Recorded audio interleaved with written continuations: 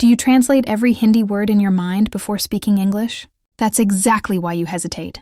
When you think in Hindi first and then translate into English, your brain takes extra time, and that makes you nervous while speaking. But don't worry, today, I'll tell you 5 simple and powerful ways to start thinking directly in English, so you can speak fast, natural, and confident English. Let's begin. The first step is to label things around you in English.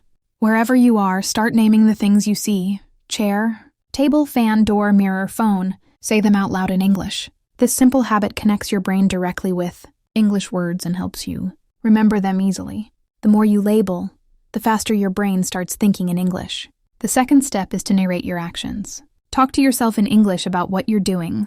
For example, say, I'm brushing my teeth, I'm cooking, I'm walking to school, or I'm watching TV.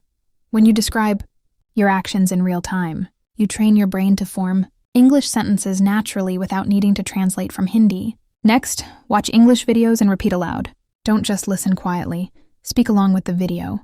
Copy the tone, the pronunciation, and the rhythm of the speaker. For example, if you hear, "How are you doing today?" repeat it exactly the same way.